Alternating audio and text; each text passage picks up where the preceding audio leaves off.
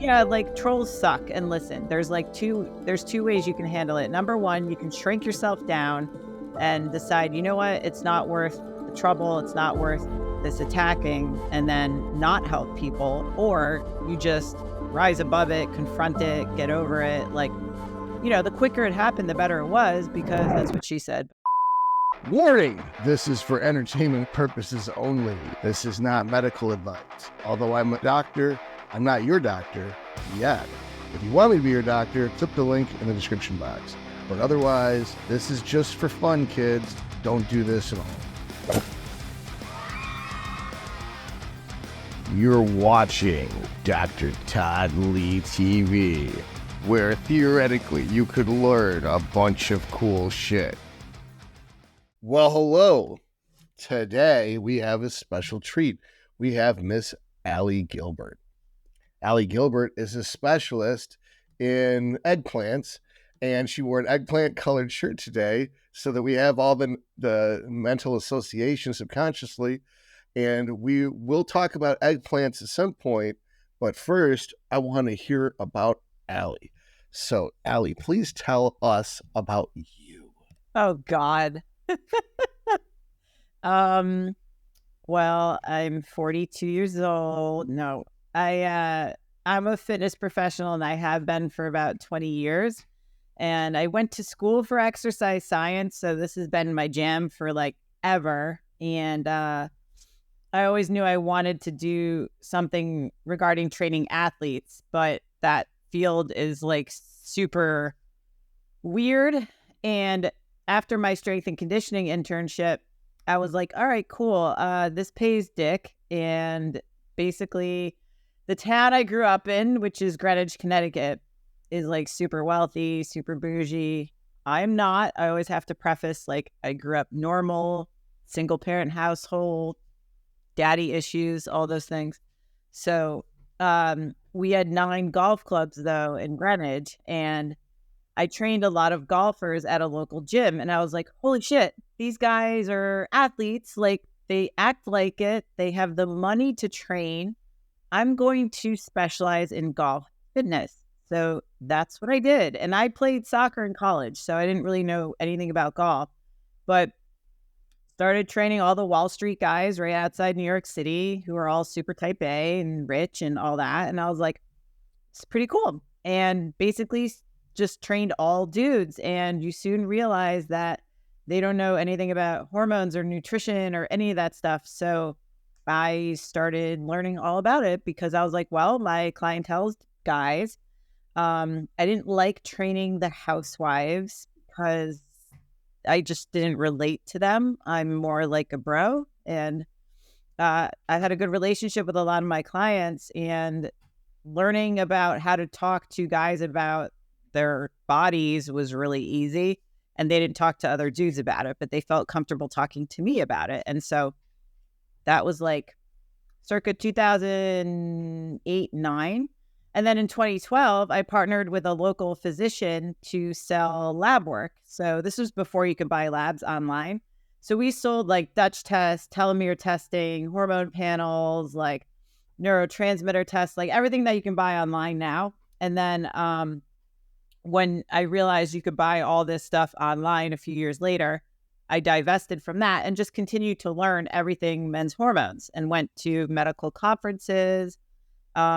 Actually spoke at AMMG one year. That was interesting. And just kept learning as much as I could. And here we are now. Anytime somebody thinks of a dick, they think of me, and they see dick memes and they send them to me. So I'm proud.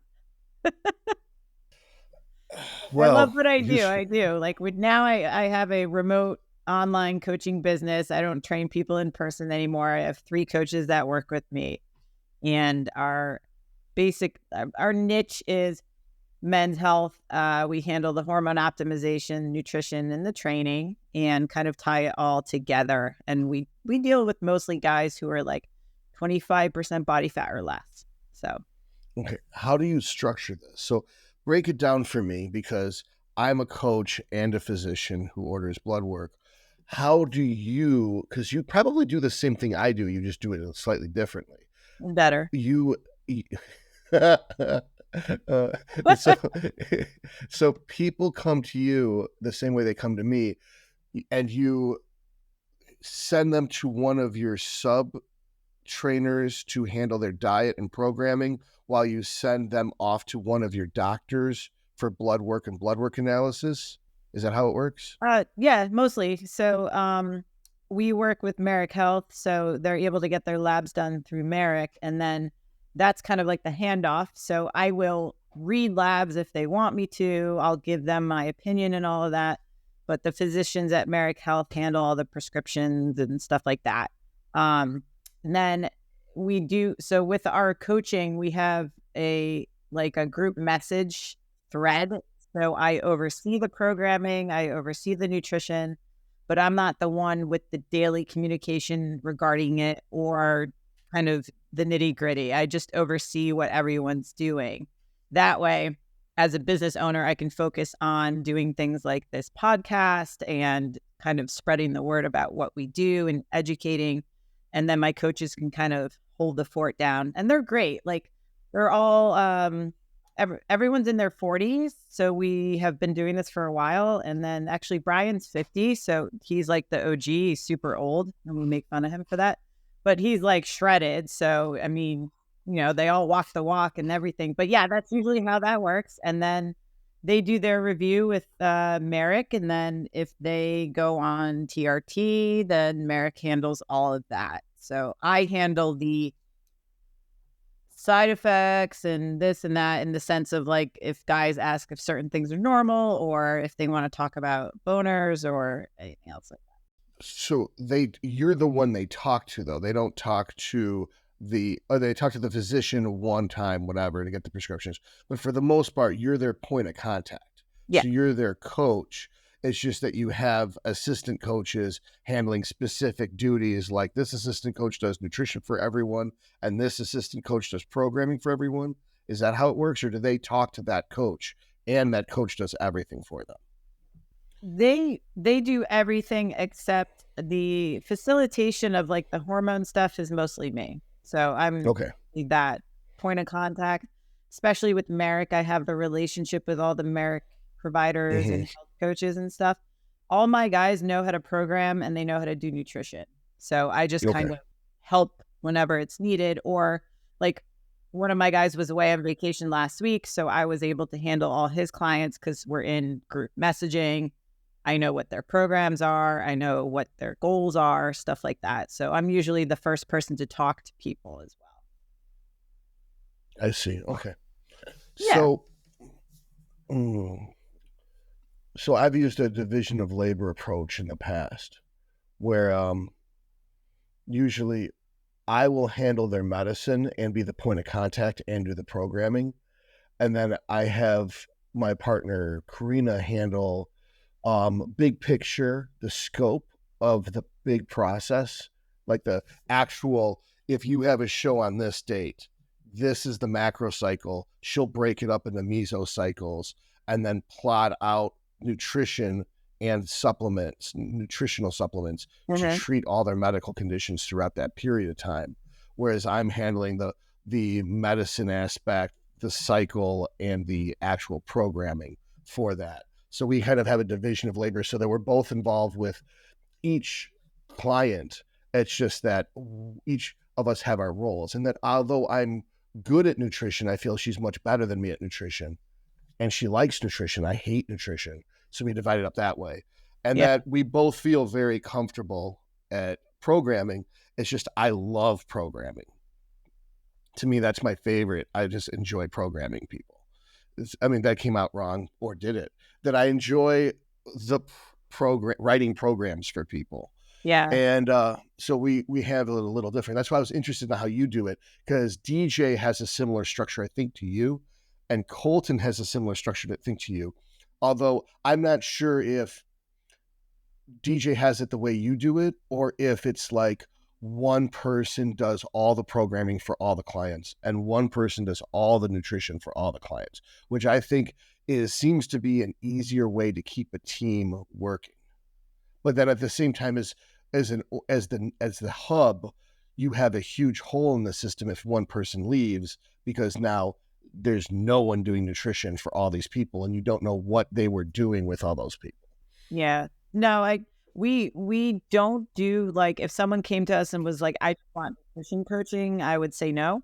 We don't do that. We used to do that, I mean, forever ago. It was me for so many years. I hate doing nutrition only because, like, the problem is the beauty, as you know, comes when you're matching the nutrition and training, and they complement each other very well. And sometimes that has to happen depending on the person's body composition, all that. If I don't know how they're training, if I don't know how hard they're training, if I don't really like what programming they're doing, then it kind of leaves my hands tied. So I found that people got way better results when they went all in, and it Right. didn't reflect well on me. And it also, I felt bad. I'm like, you're wasting money just having me do nutrition. The only time I made exceptions for it was if I knew their coach very well and knew exactly what they were doing program wise. But then again, it's still like weird, and it's a little bit monotonous in the sense that, like, you're not changing much because people think they should change stuff more often. So then they would get frustrated. So yeah, we don't do that. Like, I would say I'm probably a little more advanced in nutrition with some areas than some of the coaches, and then vice versa with programming. So we all complement each other really well. And a lot of us have been trained by a lot of the same people. And I hire very slow and I fire very fast. So I've taken my time with them to make sure that we're all on the same page and stuff like that. But I let them do their thing and express themselves the way they feel best in their programming and nutrition, because nothing's going to be so crazy out of line with all of our philosophies or anything that I would disapprove, but it works well. I find that's the case a lot. Is people will come to me. I find that this more with women than men, but they come to you because they want to lose weight, so they want semaglutide, but they don't want to sign up for nutrition or training, and it's like, I won't prescribe it. I was like, I'm not going, you're not a Kardashian. I'm not going to just throw drugs at you and make you smaller, but keep your body fat the same. Like, we're going to do this right. And you can get the semaglutide if you need it, but I need to see you need it first. And zero. Yeah. And the same thing goes for like anabolics, is guys will come to you and they want a shit ton of anabolics, but they don't want to eat a diet or do a training program. And it's like, I saw this in the HRT when I work with an HRT clinic, that it was a waste of their time and money and waste of my time for them to just get on like HRT, but they're not eating right and they're not training. It's like, in theory, even if you have low testosterone, the reason you have low testosterone is probably because you're eating wrong and not training. But go on TRT, it's so easy. It's a quick fix. Or they like I have had guys that are, I want to say, like 165 pounds, like smaller, who are not eating enough, and they do want to go on anabolics, and it's like, well, what can I go on? And it's plural. Like, what things can I go? What drugs can I go on? I'm like, you can go on it and whatever the fuck you want. You still have to eat more. Like, it doesn't mean you're just going to grow randomly. And then, of course, all the trolls come at me and they're like, well, there's been studies proving that. I'm like, oh, God. Like, you can't say anything publicly sometimes. But a lot of guys that we get also are interested in what TRT is, but they don't really understand if it's right for them or when they go on it. So luckily, with the educational curve that we can provide, we have a lot of guys try to do everything they can by getting their shit together for the first year, at least, of coaching, by training right, eating right, dialing everything in, and then revisiting, okay, do we feel this way still? Do we feel that the labs are reflective of how we feel? Okay, is it time to maybe consider testosterone? Probably.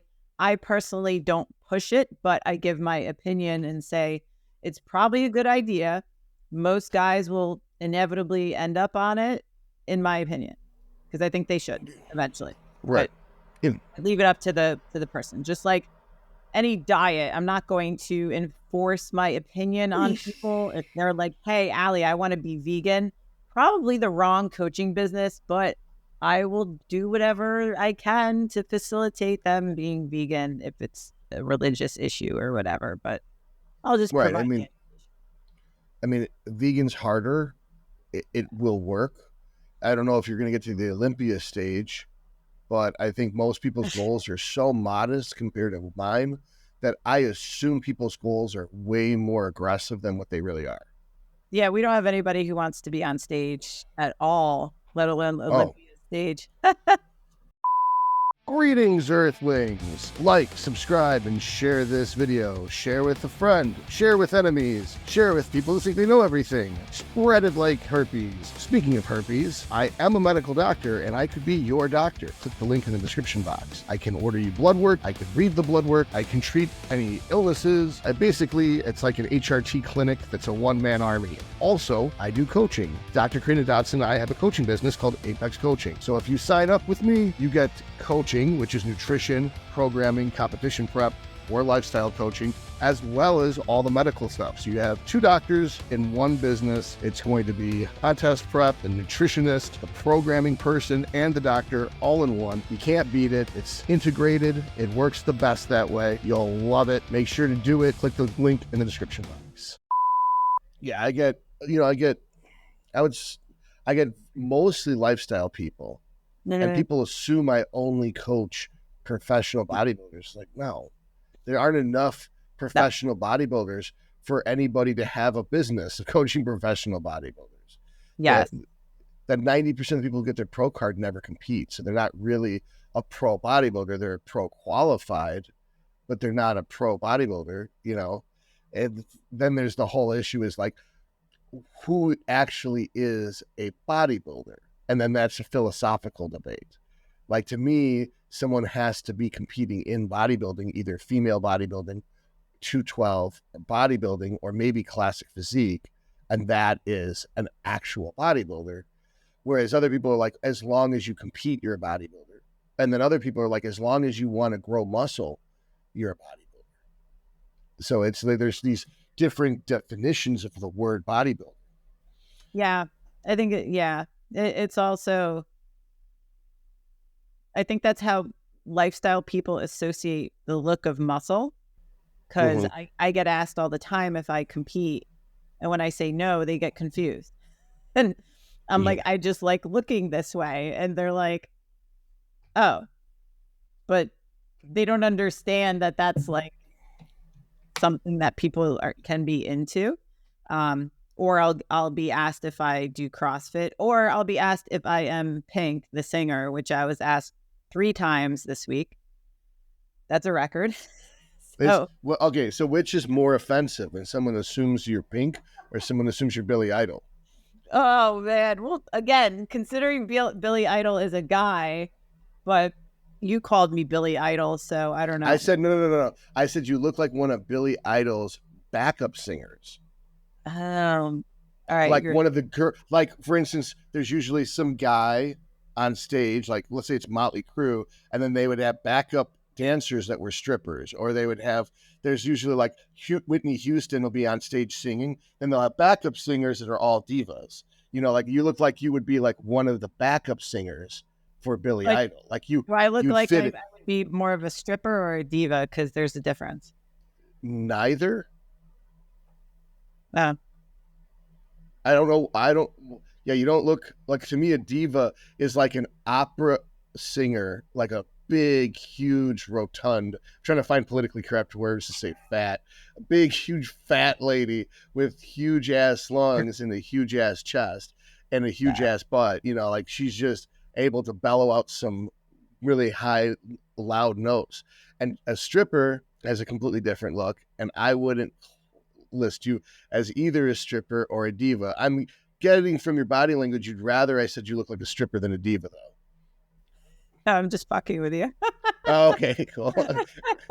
It's really funny, though. No, I'm just laughing, but I mean, I am so used to now being called a dude that it's like, it just bounces off me a little bit easier than when all that bullshit started with Okay, do you think it's because of the hair, the Jay Cutler hair, or do you think it's because of the muscles?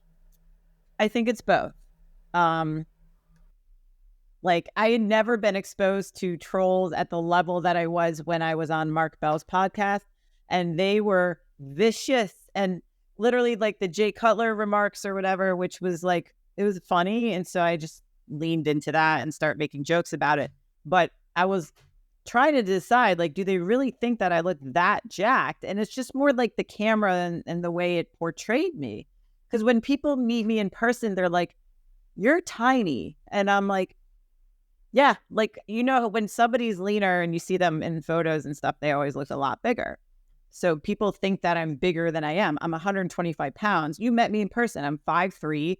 Like, I'm not a large individual, but they're like, oh, she's on tread and she's on like the same test as me and blah, blah, blah. And I'm just like, you guys are so stupid. Like, I think if I had long blonde hair and I was super skinny, then they'd be like, well, you're not qualified to talk about men's health and blah, blah, blah. So it's like, you're not going to appeal to anybody. And listen, that's okay.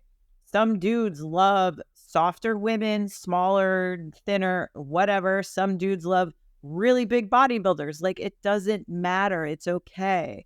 But they just tear me down because I also feel I trigger them because they're like, oh, now there's a woman talking about something that men usually talk about, or they don't know. Like, a lot of them are like, oh, she says she's on TRT. Women don't have testosterone. Like, oh my God. So DJ goes through this whole thing too. And I don't know if you've seen my episodes with DJ or not. She's like 100 pounds, 4'11". She's got long black hair with green highlights, covered in tattoos. I think she's even got gauged earrings. She's a Marine. Yeah. So it's funny because it's like you two are like my Betty and Veronica, but like the 2023 Jacked edition. So she gets the same shit. And so I don't think it matters what you look like. Men are going to be so threatened by more about male hormones than them that it challenges their masculinity.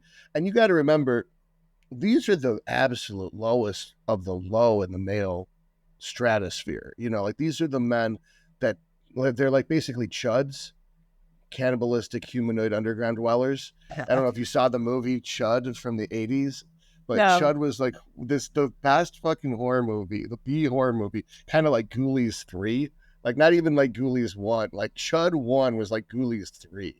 And then like Chud 2 is like Puppet Master 7. Like that's like the level of budget for this movie. So it's like I look at the dudes who are going to pick on a girl for trying to help men are so low on the stratosphere that men wouldn't even register in real life. No, and I think it's interesting because like I think we've all said something snarky about like a celebrity on social media or whatever. And I'm not saying I'm a celebrity, but when you're on the other side and then you're experiencing it, you have this whole new empathetic attitude because that was like, it went on for a few weeks and then it still goes on, but it was like literally every 5 seconds. Like on my watch, I get my notifications. I had to turn them off because it was like every 2 seconds it'd be like, you're a man. Oh, is this a woman or a man? Oh wow, that would tear you up. I would tear anybody up. It was tons of insults. And like, I was like, wow, like, when you read something enough times or you think it, you start to believe it. And so it affected me very hard, at first. Like I was shaken and I was like, this is unbelievable at how low these guys are stooping, but how vicious they are. And just like, so I started asking some of them, I was like, can I ask you why you feel so compelled to be so rude to somebody you've never met on the internet and just tear them down? And they would come at me harder. I'm like, oh, here I am. I'm going to like, poke at them and they're going to feel bad. Oh no, they didn't feel bad at all. And, they're just, I don't know. But you learn, obviously my friends like surrounded me and went after a lot of these trolls. And then the best part was that the trolls start arguing with the trolls and then it just creates a better algorithm for the video to do better. So I'm like, keep arguing with each other in the comments, guys. Like, it was just funny, but it's something that I don't think gets talked about enough, because like we all have body dysmorphia in the fitness industry, and it gets exacerbated when you're on camera. And this was always a fear of mine, that if I became more successful and more exposed online, people are just going to tear me apart for what I look like. And that's why I maintain a certain level of leanness year round, because I don't ever want people to like tear me apart for being too fat or something like that. And so you have this like deep-seated fear, and then all of a sudden it comes true. But the cool part is now I've confronted it. And I got a bunch of comments the other day from Chris Cavallini's podcast that I did, and people are like, oh, are these two dudes talking, or who's the dude wearing camo? And now I'm just like, what an idiot. Like, because you know where it's coming from. You know, it's not really anything to do with you. It has to do with them. So, yeah, I mean, we've got a mutual friend, and he's just became super famous almost overnight. Yeah. And super famous by bodybuilding influencers standards, right? Yeah. And he's never been challenged so much on his opinion. So like, rather than it being his body, to someone like that, it's almost like their academic credibility is more valuable to them. Like to a woman generally, and this is a generalization, most women's self-esteem is more tied to their physical appearance than anything else. Mm-hmm. Whereas with men, our self-esteem is generally more tied to our physical might or our mental capability. So either respect for us in a physical capacity or respect for us in an intellectual capability. So if someone's an academic and they are in academia and they're presenting academic material, and to be challenged on the validity and almost even to be challenged on your honesty is the greatest thing ever. Like calling, like basically, it's like attacking a dude's penis would be like attacking an academic's truth. Yeah. Because one is an academic, if you're ever caught lying, you're of no value. Then no one will ever take any of your papers seriously again, and everything you ever wrote will be retracted. It's almost like if a judge is found corrupt, everyone they ever convicted previously gets released.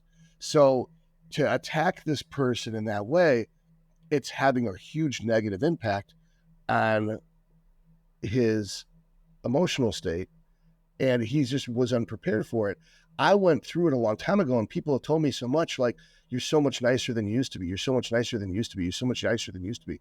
That's because I had my channel pulled 5 years ago. So I wasn't being constantly attacked both on my intellectual knowledge, my physical might and the body, and direct attacks in my self-esteem in a looks capacity. So like I was getting hit 100% of the time from every angle all the time for years. So I was just a jerk to everybody because everyone seemed to be a jerk to me, right? And then because you're a jerk on your videos and you're in a bad mood, you make people angry. So then they're angry when they make posts. Whereas this most recent stint, I've been back at this YouTube thing for a year now. All my posts are relatively cheerful and I get nothing but positive feedback. Yeah. And so and you didn't do anything wrong, of course. I feel that it's these incels that are so quick to attack women because normally they see a woman and they think I can't have her. So I don't have the power to attract her, but at least I have the power to hurt her. And then when they see someone who knows more about men than them, they feel intellectually challenged, not sexually challenged. And then they see some woman with muscles, they feel physically threatened, not just sexually threatened and emotionally threatened, intellectually threatened. So whereas before they had two categories over a woman, like you might be better looking than me, but I'm stronger than you and I'm smarter than you. But if you're stronger, smarter, and better looking than them, then they have no value. So your existence is a testament to their lack of value. So they must destroy you for them to actually exist any longer. And that's the men that you're getting attacked by. I should have just talked to you when all this went down, because you should always just talk to me. I'm always here. that makes total sense. And we did text about it when it was happening, but I don't think I'm as articulate via text as I am verbally. No, you are like, yeah. I mean, talking to you and people saying you're nice is shocking, but I get it. But you're I was trying to go somewhere better with that. My wit is not as quick because I'm still in California time.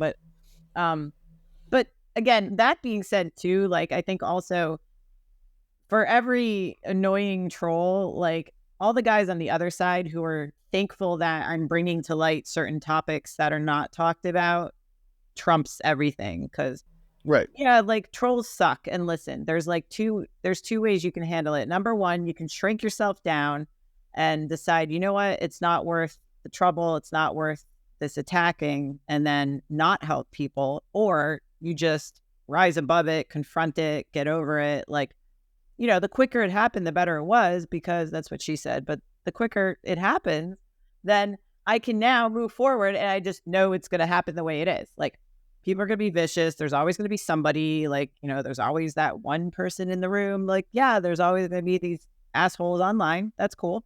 But there's going to be tons of guys that are really grateful. And those are the ones that DM me and apply to work with us and actually confront their health when they probably never would have had there been nobody talking openly about it. And that's really my core like value and mission. So that will always supersede any fear of people coming after me. Like, you know, you saw the podcast I was on Saturday. Like, I'm sure I'm going to get tons of evil little trolls because Mike's audience is younger guys. So they're going to feel threatened. But you know what? It's for the better of the world. What I would suggest, you know, Joe Rogan says never read the comments. I have an amendment to that. I never read the comments on another platform. On my platform, it's important that I address my fans. And I'm responsible to remove people that are toxic because it ruins the experience. Plus, you're going to get the most accurate feedback because if there are people who watch your channel on a regular basis, they've seen enough of you that they actually understand what the context is.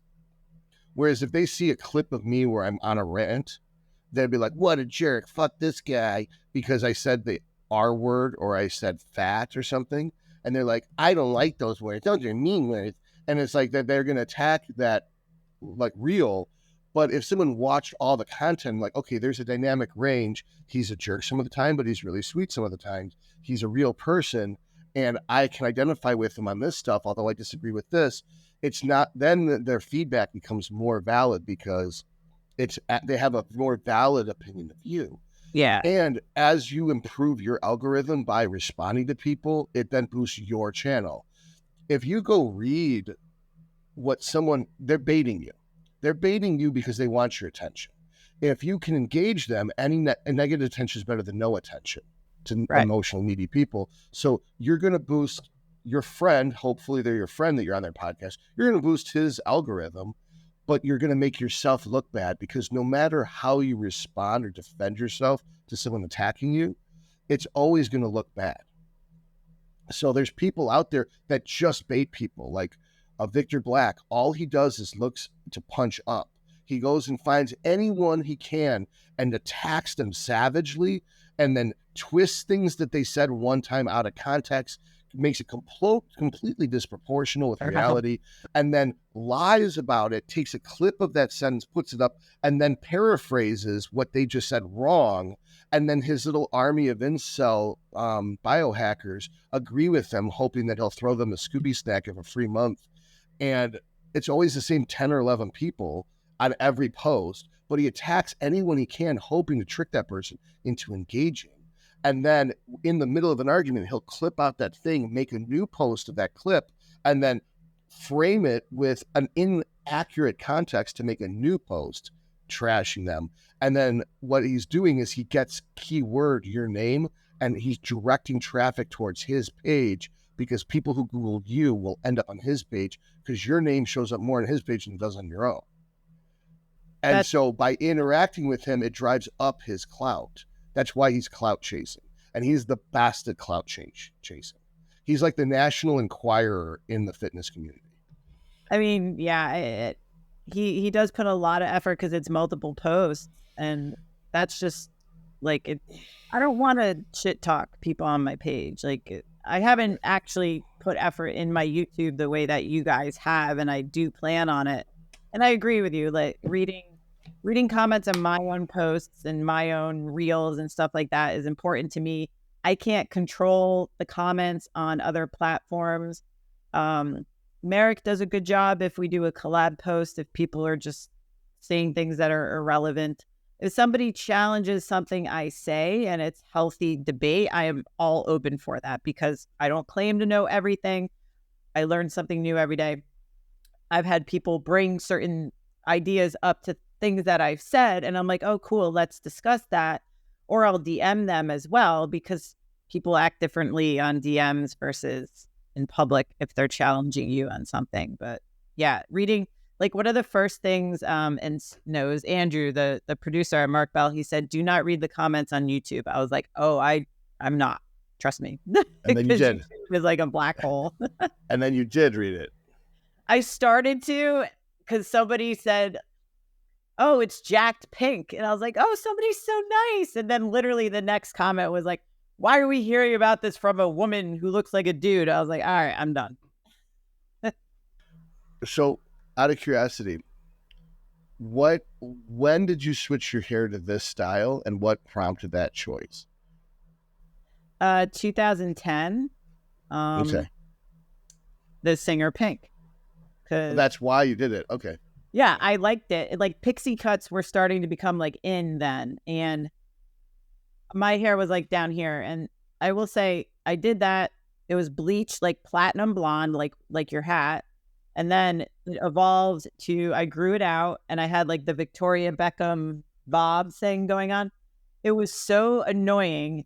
Like when you work out a lot and to keep your hair looking a certain way, I was like, this is so annoying. I'm just going to cut it again. I felt like I lost my identity because I had like identified with the faux hawk. And I was like, this is very me. It's my personality. Like, I don't consider myself like going with everybody else. You know, my style and the way I dress makes no sense. Mm-hmm. My hair making no sense just went along with that. So I did it again in I think like 2019 or 2020. I can't remember. And I actually went like this for a while. Then I was like, nope, gotta have faux hawk back. So if you like your hair, is that correct? Yeah. Do you not like it? All right. Well, no, that's what I mean is I want to make sure that you like your hair because I was going to say if you didn't like your hair, if it was to stand out, that's probably the number one reason why you're targeted is the hair, not the muscles. Because there's lots of girls that have big muscles that don't have to go through this shit. And there's probably not so many women talking about men's health, but there aren't very many women in the fitness space that have that haircut and muscles and talking about men's health. And so if it's something that is bothering you, and let's say let me turn around. I had hair down to my waist in high school. I listened to metal. I listened to death metal. I didn't even listen to normal metal. And it's like so many girls said to me, "Is like your hair is gross. Cut your hair." I was like, "Fuck you, bitch." And so I literally didn't get any girls for like sophomore through senior year of high school. Nothing. Well, until now. And then it's like I got arrested with a DUI and I had to go before a judge. And it was like, I'm going to sober up.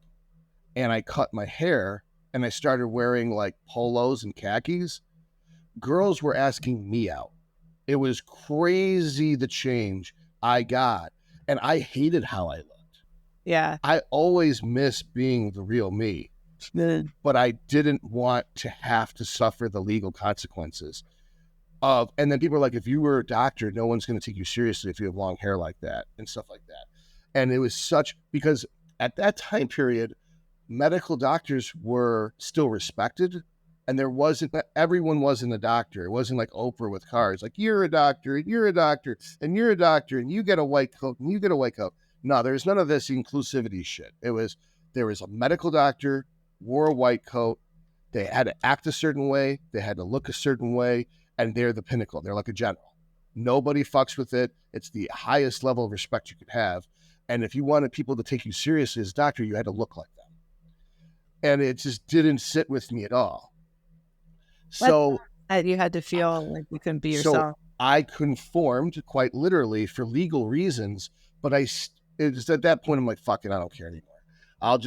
I'm getting so many more girls looking like this douche nozzle Chad thing, like some country club scum that it's like I'd rather have the Yeah. girls and hate how I look than like how I look and not get any girls. Yeah. So I basically just compromised and sold out for the P word. So it's like at that point, I had to say that, like, now in this situation, it's like if I would get picked on to the point where it was damaging my self esteem to express myself the way I want, what's more important? What do I get more self esteem hit from the verbal abuse, or do I get more self esteem bonus from proper self expression? And I think I would rather express myself and be me, even that meant I'm never getting laid ever again, than compromise a second time just to get unlimited access to girls. And in your case, it's a different situation. It's like, would you compromise yourself to be more accepted by incel men that you don't care about and don't have the money to hire you anyway? The answer is probably no. Nah. Nah. I honestly get a lot of compliments on my hair here, like in public, by dudes and women. When I went to see Pink in concert, that was the most faux hawks I've ever seen around me, and I was like, "Oh, this is like a convention." Like I feel at home, and I got a lot of compliments on my hair still and my muscles.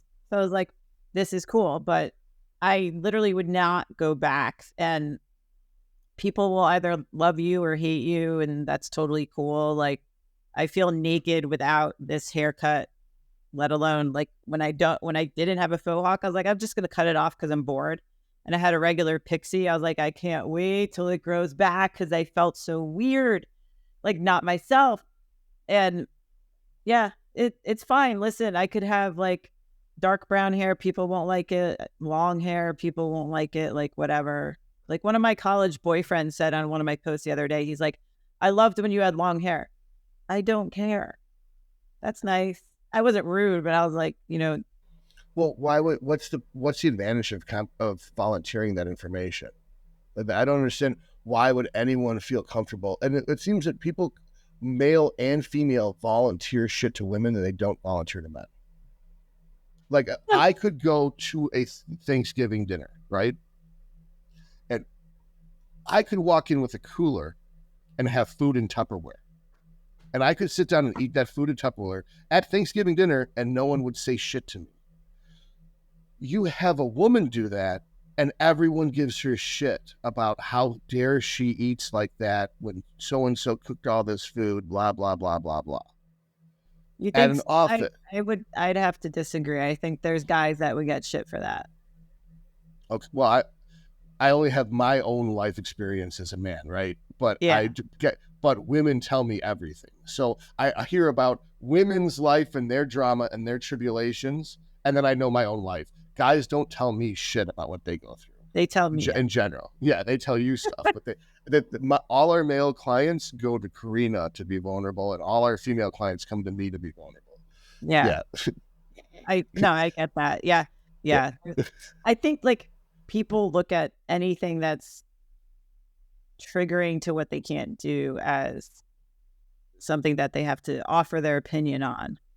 Because, right. Yeah. I was at a family thing a long time ago. I would say it was like maybe 10, 15 years ago. And my aunt was there. And then my aunt walks up to me and she's obese. She's smoking. She's does everything wrong. Let's just put it that way. And she's like, I think Arnold's disgusting. Like, it's not even the conversation. Just walks to me. I think Arnold's disgusting. I was like, I'm sure he'd say the same thing about you. How? And her husband was there. He just turned red and like looked away. It's just like, and then I reached out and I ate all the cake. Dude. And I was like, And then it's because I know that they're basically like trying to tease me that I can't eat that and they can. And I eat it. And it's like, no, you can't. Because it's gone. Like they can't eat it. So I took away from them the one thing they get out of life, and that sugared fat mixed. Isn't that crazy? Like how the reactions and stuff. It's so true too. Like when I talk to guys and they say they want to be shredded, I have to understand what that means to them. Because if you, yeah, I don't really think of it that way. You're right. but But yeah, their idea of shredded is my idea of fat. it's different. Like for everybody. I mean, for you and I, it's like veins on the abs, dick, skin, lean. That's shredded. Veins on the glutes. Veins on the glutes. If you don't have veins through your glutes, you're fat. That's how bad my BDD is. Well, then I'm fat. If I can sit down and it's not painful, if I don't have to carry around like a hemorrhoid cushion, then I'm fat. But like I get that, like that meme about the body dysmorphia in the fitness industry, and it's like a 2-pack is considered obese. Like that's happening. Literally. And like the picture I showed you like a couple hours ago, there's plenty of people who are like, that's gross. I don't want to look like that. That's fine. You never will. It's not for everybody. But when guys say shredded, I'm like, what does that mean? Because it's a whole different commitment level to glute veins versus like visible abs. So the way you said that was funny. Abby sent me a video of her abs. Ali sent me a video of her abs. Ali, yeah. I need Ali. Nice to meet you. Well, because you said I was saying abs, so the ab and Ali became Abby. That's why. Oh. But the point is that I was like, because of the picture I sent you earlier, blah, blah, blah, blah. I was like, I don't want people to think that you're just sending me nude pictures or nothing like that. No, it was an ab video. Ass. Yeah. Yeah. Because we're talking about veiny asses, and it's like, well, based on the picture I sent you earlier, it doesn't even like, yeah, funny. It doesn't faze me because I mean I have photos of guys in their underwear for progress photos, and it doesn't faze me that it's like a dude in his underwear. But I guess to other people it would be like, why do you have all these half naked photos? Like bodybuilders have their pants around their ankles in public places, and like we don't think anything of it, but normal people would be like, the hell's going on here?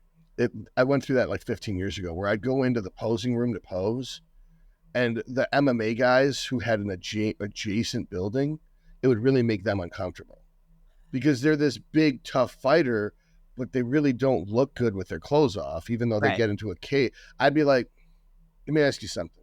They're like, what? I'm like, you're going to take your clothes off and get into a cage and fight this person in front of hundreds of people, right? It's like, yeah. And your goal is to be on the UFC stage. And they're like, yeah. And I was like, you're going to be in front of millions of people. Yeah.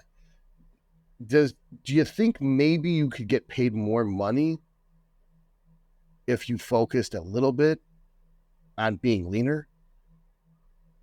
They're like, well, that doesn't actually help you win a fight. I'm like, aren't you fighting for money? Isn't that what a professional fighter does? They're like, yeah. I was like, so the goal isn't the fighting. The goal is the money. So you'd make more money if you were marketable. So why not get a 6-pack? And they would not like that. No. They would say stuff like, you can't have lats and throw punches because if you have lats, your arms don't come in.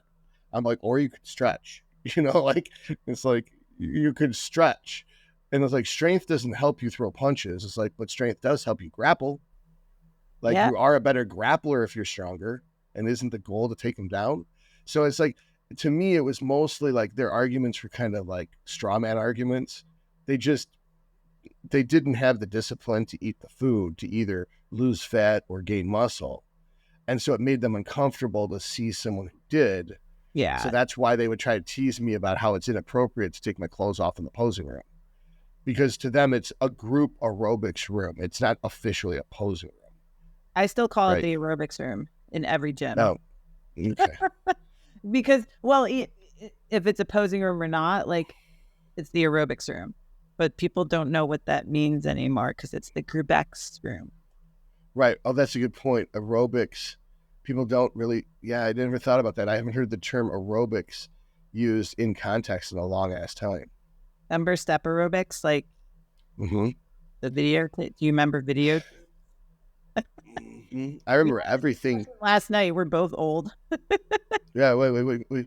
I remember Richard Simmons. Yeah. I mean, I remember way back, and not way past, way before Thigh Master. I've dressed as Richard Simmons for Halloween. Like, if you did that now, people would be like, that would be funny. Is you go as Richard Simmons and I'll go as Suzanne Summers. And we'll be the coaches of Christmas past. He'll be like, who are you guys? Like as a ghost of Richard Simmons, and I'll go as the ghost of Suzanne Summers, and we'll be the coaches of Christmas past. The funny thing is Richard Simmons wasn't even that fit looking. Like, he was very soft. He was just loud and energetic. It's like, all right, everyone. Yeah.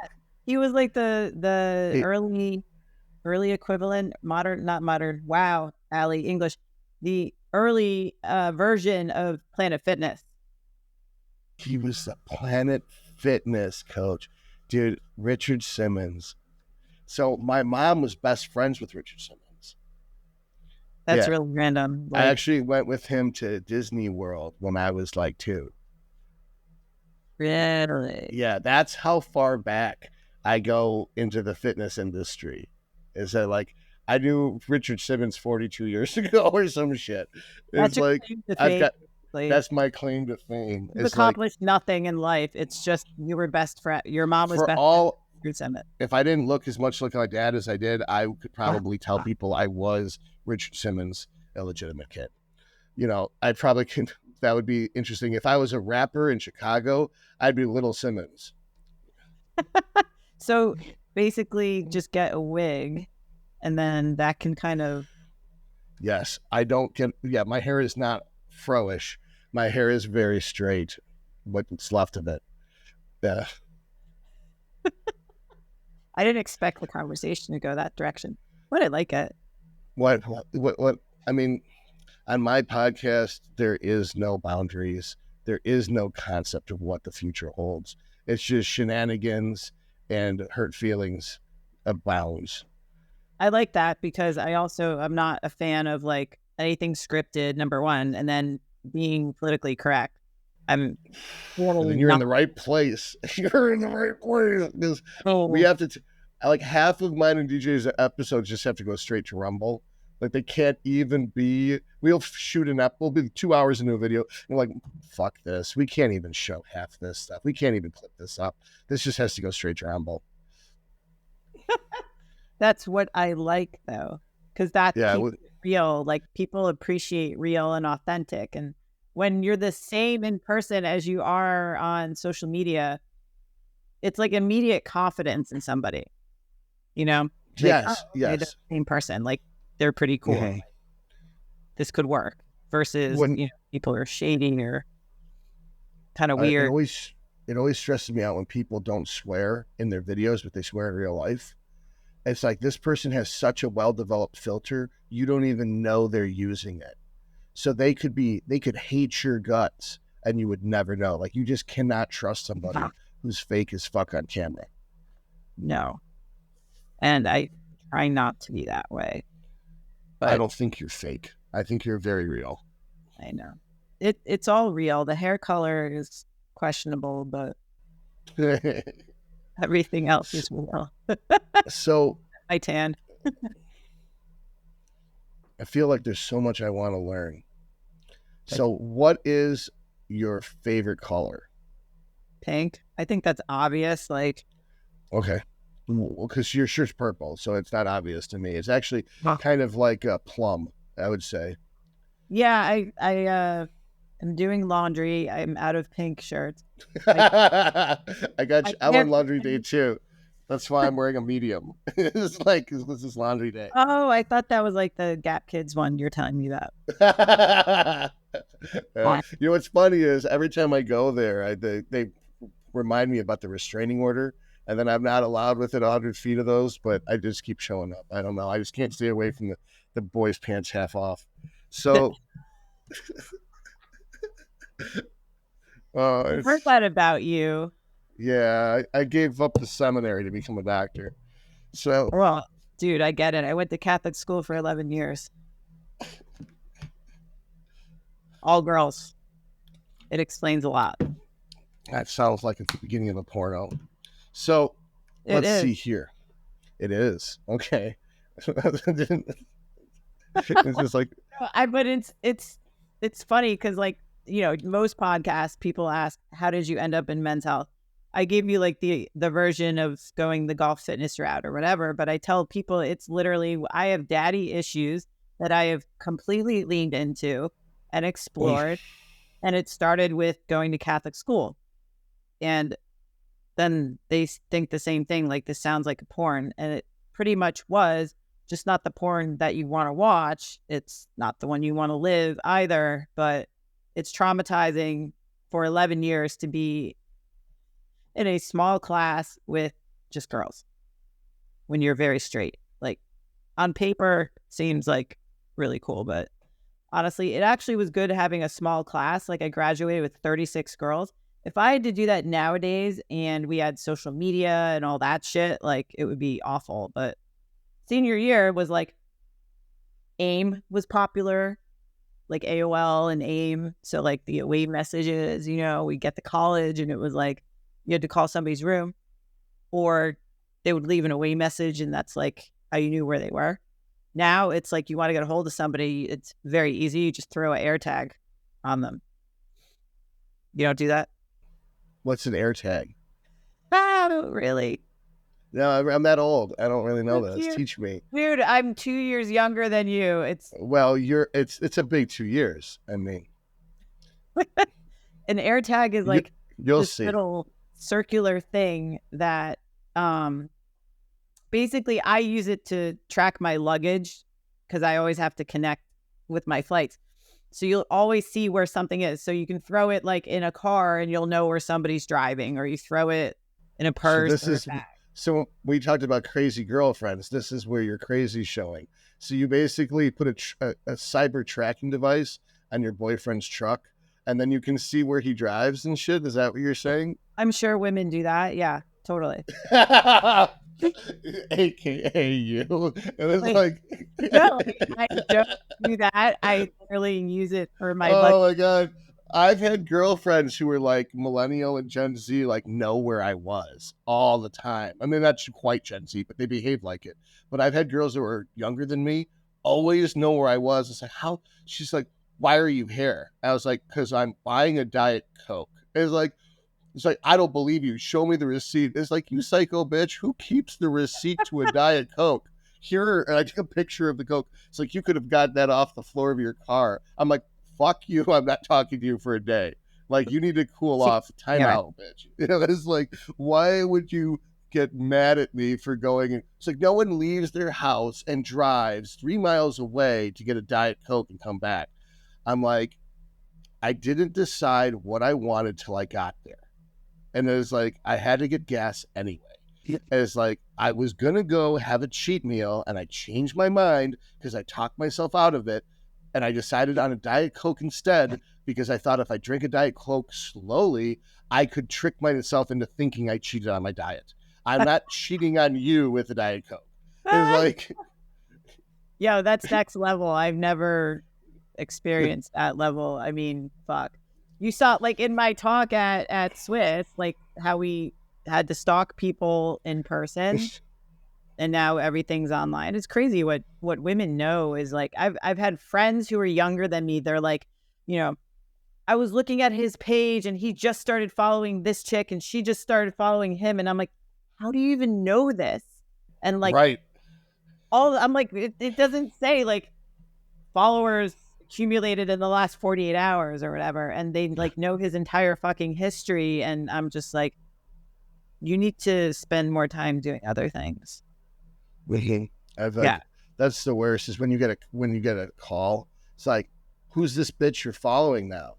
You weren't following her yesterday. You're following her today. I was like, what are you talking about? I don't even know who I'm following. How do you know who I'm following? That's what I say. I'm like, men are oblivious if they follow. And it's like, oh, God forbid you follow an OnlyFans chick. Who cares? Like, I mean, I can sort of understand that, but this is like, it's your friend's wife is messaging you about his surprise party. So you follow her back because at this point it's rude not to. And it's like, It, oh, you're trying to bang married bitches, blah blah blah blah blah. And it's like, no, dude, it's called having friends. It's reasonable to be friends with your friend's wife in stuff in certain circumstances. This being one of them. It's like, and like, it's just an endless drama all the time. And I feel it's worse with this generation than it is with our generation. I don't remember 20 years ago girls being this jealous. because there wasn't like apps and stuff to show like videos and all of that. I mean, I'm trying to think back to like college. Like if you called a guy's room and nobody answered, okay, you don't know where he is. You just hope to run into him at a party or something. Versus now, it's like you could see the party at each location and text people. Like texting was like barely a thing when I was in college. You too, like, or you had to like ask people, like, do you have texting? And it was like one key at a time. With I remember I was at college and I got a text from one of the people in my Dungeons and Dragons group saying he can't make it to game. I was like, what is this sorcery? What are you doing? And I called him like, how am I getting words from you? How is it working? He's like, dude, it's a text message. How does this work? He's like, are you serious? I was like, yes, I don't understand the sorcery you weave. and you got to pay a lot of money for it. And so, which school of magic is this from? Is this correspondence? Is this divination? And he's just like, no, man, I'm at work. I'm digging a hole. Like, I don't have time for this. Just, I'm not going to be there tonight. And it's like, okay, fine. You're no fun. Yeah, we didn't really like, because you couldn't see who followed who or who liked. Like, I think you used to be able to see who, like, if you liked someone's photo, who that was. Yeah, and then like the MySpace fucked everything up because it was the whole top friends thing and like. Oh wow, that would have hurt girls' feelings a lot. I would have been like, I would never assume I'd be in anyone's top friends, so it wouldn't hurt my feelings if I wasn't. You know what I mean? That's just not how I think. I was just like, oh, it would never cross my mind. I didn't ever get involved in MySpace. I didn't want to do Facebook. I got made to by my powerlifting team. My powerlifting team was like, we're not going to let you compete in the powerlifting team unless you actually join Facebook so you can post pictures of our competitions. And then the hospital I was working at gave me a hard time. It's like, we've looked at your Facebook account and we don't approve of your powerlifting team. And I was like, is this a serious conversation? And then they're like, yes. I was like, you're stalking me on the internet and what I do with my free time? Yeah. And the fact that I'm not going to strip clubs and snorting coke off of hookers' asses, I'm actually participating in a sport is what your problem is? It's like how dare you? I know. It's like, what? It's like, what are you doing? I was like, yeah, I'm not going to stop powerlifting for you. Like, that's not happening. It was like, that's all I said to them. And then they, You stop. When did I stop? I stopped powerlifting. I basically, after my first bodybuilding show, everybody was just like, fuck powerlifting. We had no idea you look like that I had a little bit of fat, but once we got the fat off, the amount of detail that was there was so good. And like pictures never show it, right? That bodybuilding really, when you're a conditioning guy, it never makes sense why you place as good as you do in pictures. But when you're in person and you're moving and people can see through the skin and they can see the muscles rippling and stuff, and you're like, you just look inhuman. Whereas someone who's got 6-7% body fat, they look pretty much the same in pictures as they do in person. But when you get 5%, 4%, there's a certain level of detail the naked eye picks up, like where there's surface veins and intermediate veins and deep veins, and the veins are moving. Like, it's not just one layer of veins, it's an intricate play of veins. Or you see the cross striations, there's striations on top and striations underneath. And as the striations underneath are firing, it's changing the striations on top. There's so much detail that happens in person that you never see in pictures or video. it just, it completely changes the look. So when they saw what I looked like in person, they're like, fuck powerlifting. You need to focus exclusively on bodybuilding. Because I was a really mediocre powerlifter, but I was a pretty good bodybuilder. Like I won my class and the class above me because they combined the classes. So I dieted all the way down for Bantam, but then I ended up winning lightweight. Oh, so wow. I probably would have, yeah. And that's the same thing that happened when I turned pro, is I dieted down for middleweight, but I beat all the people in the light heavy as well in the overall. So I was beating people who were 22 pounds heavier than me, went at the North American. Yeah. So like it's only because of conditioning, and it's only because of detail. And I wasn't even conditioned back then compared to how, like, those are not good conditioning days for me. Like there are certain shows where I was conditioned by my standards, and that those were not those days. And then now you're doing CrossFit? Yes, now I'm doing CrossFit. I'm going to grow out a man bun, and I've decided to take up a diet exclusively of unicorn lattes. I'm moving to Chelsea, and I'm going to open up a vegan CrossFit studio. Oh my God, that's like so hot. Pretty accurate though. Good description. Yeah. Nothing screams CrossFit like man buns and lattes. I like lattes, but not soy lattes. But still. The soy latte is the only approved latte by CrossFit. Well, I don't know if that's paleo. Well, remember, soy is vegan, but dairy is not. So you're not a vegan if you have an actual latte. But almond milk is. I mean, if I'm not mistaken, latte comes from the Italian word for milk, like isn't the Spanish word leche. So like the idea that a latte is like a milk-filled coffee. So it's an oxymoron to refer to anything that isn't made with dairy as a latte. It'd be like a word. You'll have to think of something much better. I would call it, I think, a soy tea. We could call it a soy tea, is the soy boys drinking their soy teas in Chelsea with a man bun in front of CrossFit studios. Oh man. Playing hacky stack, smelling like patchouli, waiting for their indica to kick in so they can go take a siesta. That's also yoga studio people too, but well, I thought that's the same thing. I thought that's what you got to do, is have like one business that you basically rent a building, and then you rent out the pieces of it. So you've got a CrossFit studio, you've got a yoga studio, you've got an Ethiopian vegan restaurant, and then you have a vegan coffee shop on the same place. And one that sells smoothies, not shake. Yeah, that's true.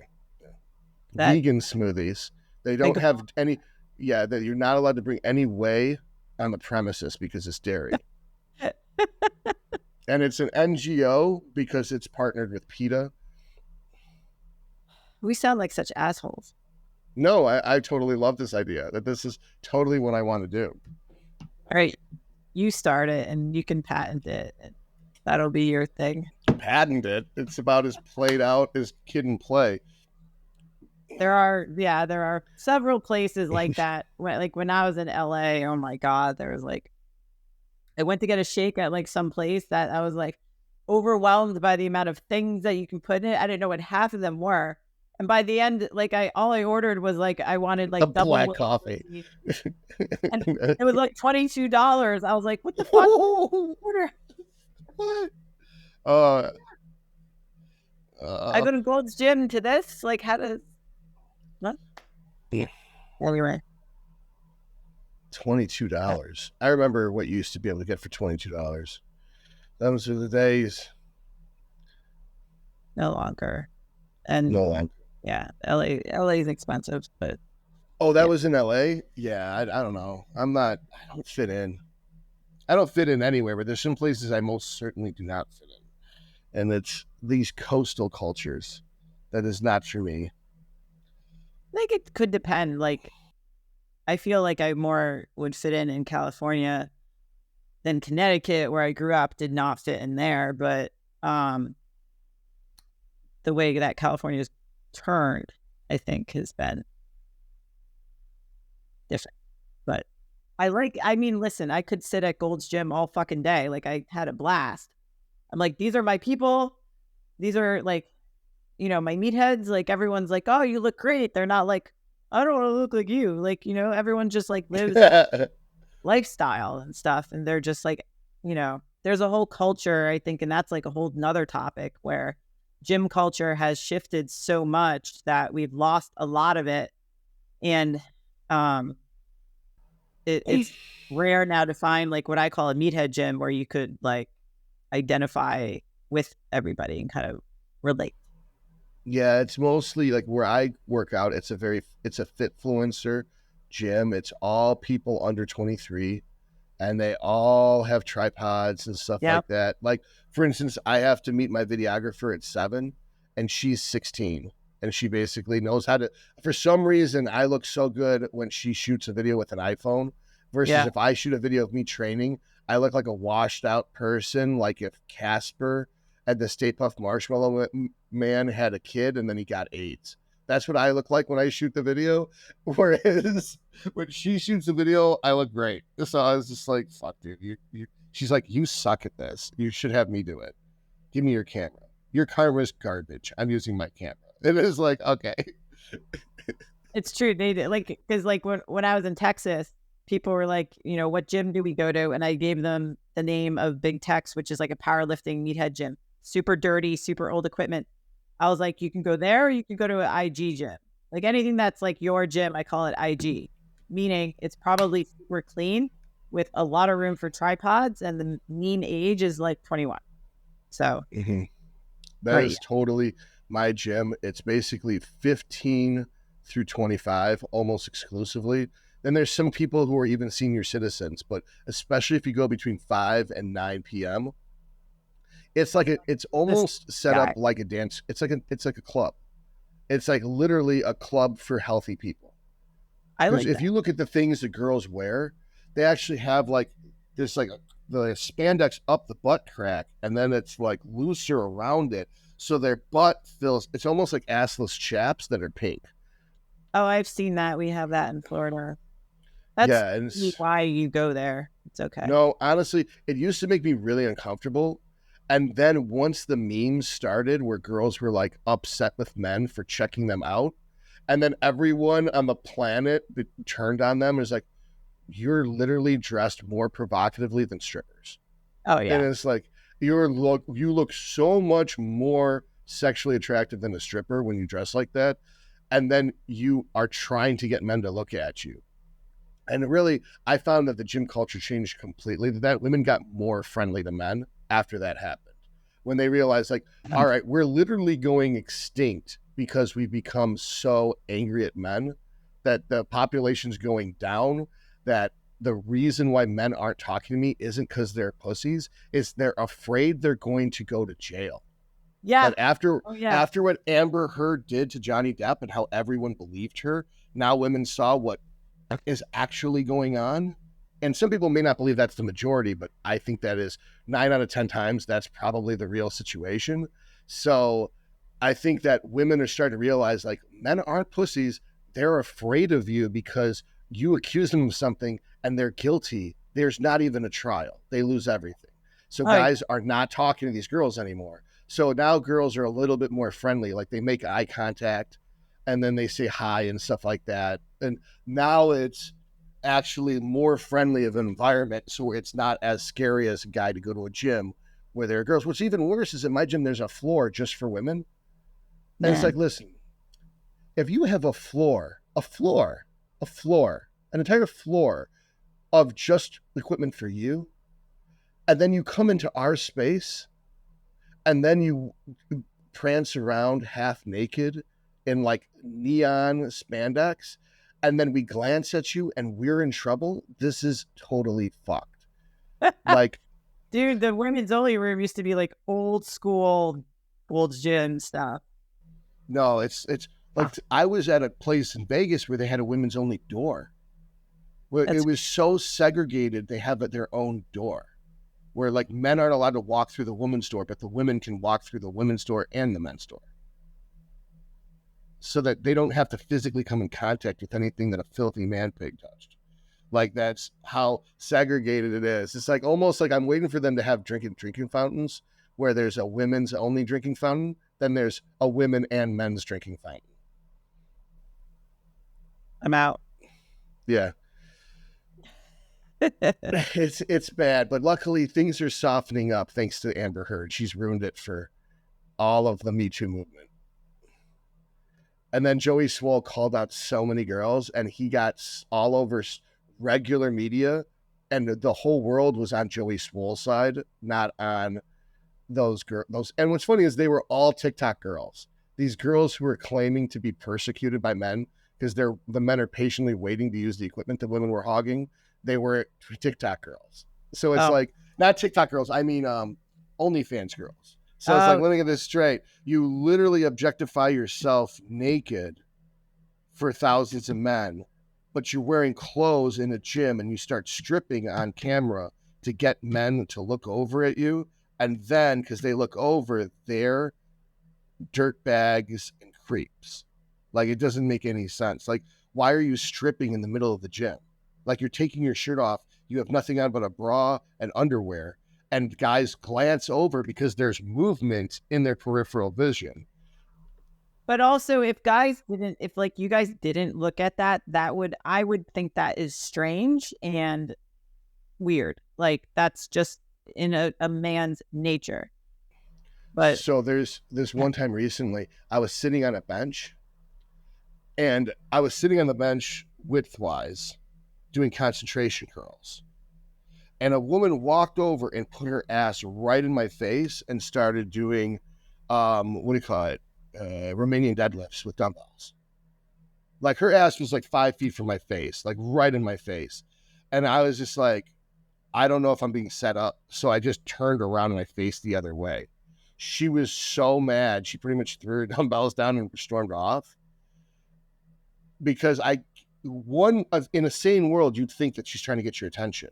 But I'm so paranoid that even when someone's that blatantly trying to get my attention and wants me to compliment them so they can shoot me down and basically feel superior, but that I turned away to prevent myself from being accused of sexual harassment, that she feels she got rejected when she was throwing herself at me, even though it wasn't a genuine throw. It was it was like a trap.